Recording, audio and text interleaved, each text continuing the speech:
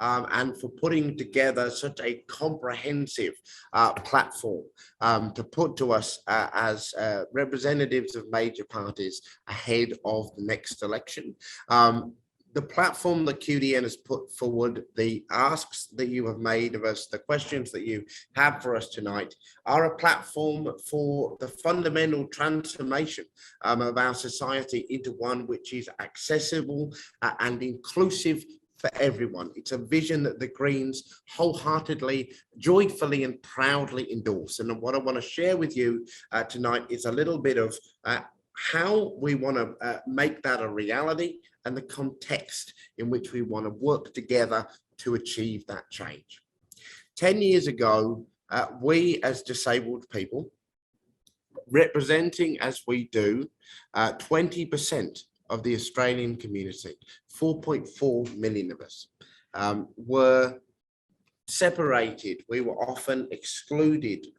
from the political discussions about the issues that affected our lives. We were trapped within the postcode lottery of the pre-NDIS state-based disability service systems, which either didn't meet our needs or made us struggle every single day to get the bare minimum to survive. And for many of us, gave us no support at all. Indeed, in Queensland, before the NDIS's creation, 50% of the disabled community were receiving absolutely nothing at all.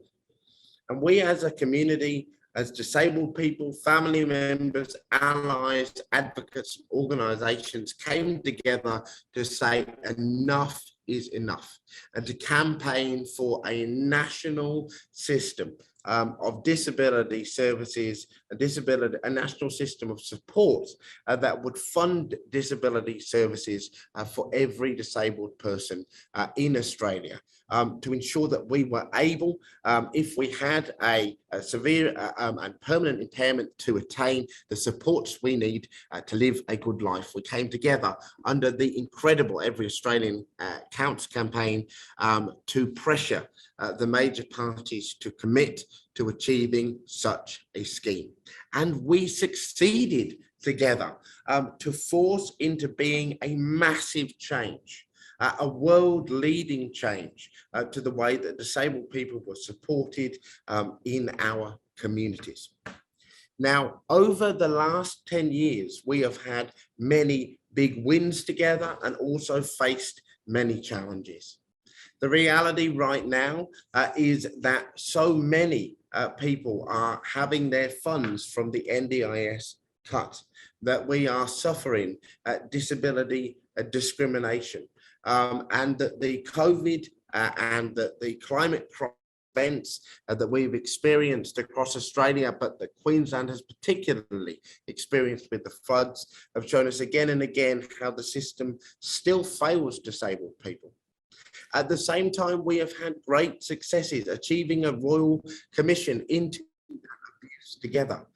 ensuring that changes to our NDIS, such as independent assessments, were beat back and dumped into the dustbin of history, and that making sure that now more than ever disabled voices are heard. And I'm so proud to share a platform tonight with people like Dinesh, who are a member of a community which is not heard at all, really, in the healthcare system. Disabled people, people of colour, that intersection is not seen at all in our healthcare system, and it is fantastic to see leaders like Dinesh in that space working right now. From the birth moment of our NDIS, we have faced a reality as disabled people that the major parties haven't quite understood or have actively attempted to undermine what we campaigned together to create. The ALP placed upon the NDIS from its very birth a staffing cap, which had hampered its ability to hire and train the people necessary to mean that when you as a disabled person reach out to the NDIS, you are to actually speak to a human being and to build a relationship with that human being over time. Just 1 year after that staffing cap was implemented, changes to the impairment tables were made for the disability support system, pension system by the Labour government, which kicked some 200,000 disabled people off the disability support pension and onto New Start into poverty. And the Liberal government has doubled down on all of those terrible ideas and added more of their own with independent assessments and the cuts that we are all so familiar with. Now, what I'm going to do in my last 5 minutes of our time together is I want to share with you our Greens vision for the NDIS and for the broader disability community, what we are putting on the table this time round. We want to fully fund the NDIS and end the cuts that people are experiencing. Every dollar that people have had taken out of their plans needs to go straight back. We need to remove completely the staffing cap placed upon the agency so that it can hire the people it needs to function properly, which is, we estimate, about another 8,500 to bring it into line with where the Productivity Commission said it would need to be, but way back in 2009, and to ensure that those people are properly trained. We want to implement a new IT system so that the complexity of people's lives, of our experiences as disabled people, can be properly captured in the system, and that we are never again asked to identify which is their primary disability when that is just not a thing, because that is a question required of the IT system. We want to remove the discriminatory age cap, which prevents people over the age of 65 from getting into the scheme and getting the supports that they deserve from that scheme. And we want to ensure that every dollar that was allocated to independent assessments is returned to the NDIS. And we want to do this in the context of a disability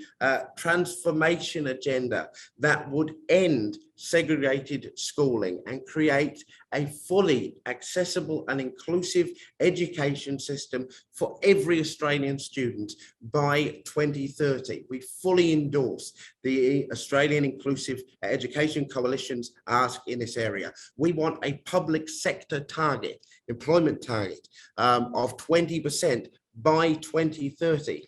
so that disabled people are able to get jobs delivering the NDIS on the ground. And we wish to eliminate, and I am proud to be here as a member of the only political party in Australia that is committed to the elimination of wage exploitation suffered by disabled people that are working in Australian disability enterprises, and the only political party that is committed to the end of segregated education and the achievement of inclusive education for all. We also want to establish a national accessible infrastructure scheme to make available the funds necessary to create fully accessible and inclusive communities, so that those barriers that have already been built into the system are torn down, and we are able to create both digital and physical place and space that includes everybody. At the same time as it funding national Australian peak and advocacy bodies by an additional $30 million over the next 4 years to ensure that there are the advocacy supports available to people to help us navigate the complex systems of the NDIS and the other government bureaucracies that exist. And lastly, I'll just tell you two final things. We want to increase the DSP to $88 a day to remove the mutual obligations, which are so often ableist in their application. And we are saying at this election that at a time when there are more disabled people than ever before running as candidates in this election, at a time where our community has accepted and embraced the reality that the Minister for Women should always be a woman, and that the Minister for First Nations people should always be a First Nations person. that it is time for a disabled person to be the disabilities minister, that this decade of change and progress, which is the opportunity before us now, will be most effectively grasped if a disabled person is disability minister after the election. Thanks so much, and I look forward to answering your questions.